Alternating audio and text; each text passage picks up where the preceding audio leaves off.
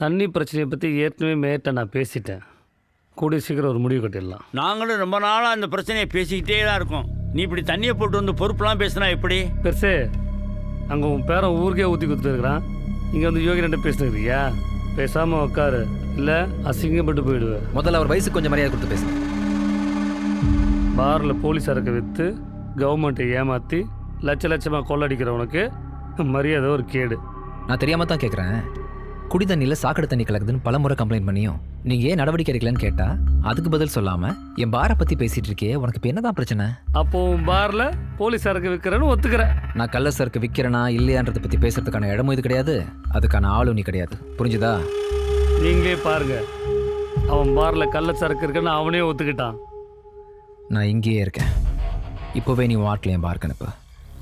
நீ சொல்கிற மாதிரி ஒரு பாட்டில் அங்கே இருந்தாலும் இன்றைக்கே நான் என்னோடய பார் லைசன்ஸை கேன்சல் பண்ணுறேன். ஆனால் நீ சொல்கிற மாதிரி அங்கே எதுவும் இல்லைன்னா உன் கவுன்சிலர் பதவியை ராஜினாமா பண்ணுவியா? ஏன் அப்படியா கவுன்சிலர் இல்லைன்னு பார்க்குறியா? அவ்வளோ பெரிய பொறுப்பாக இருந்தா என்ன பண்ணியிருக்கணும்?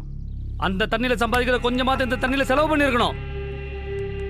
அதிகமாகலாம் இல்லை, 1 லாரி தண்ணி வாங்கி கொடுத்து வந்து இதை நீ சொல்லியிருந்தனா நீ பேசுறதுல ஒரு நியாயம்னு ஒத்துக்கிட்டு நீ சொல்கிறத கொஞ்சம் யோசிக்கவாத செஞ்சுருப்பேன்.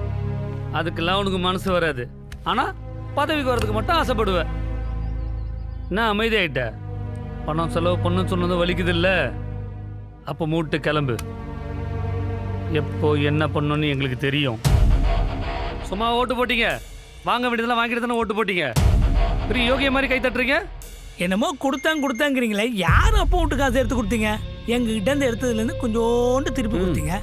இதுக்கு என்னமோ பெருசா பேசுறீங்க. பார்த்தீங்கல்ல எவ்வளோ பேசினான், பணம்னு சொன்னோன்னு ஓடிட்டான் பாருங்க. ஆனால் நான் அப்படி இல்லை, சொல்கிறத செய்கிறவன்.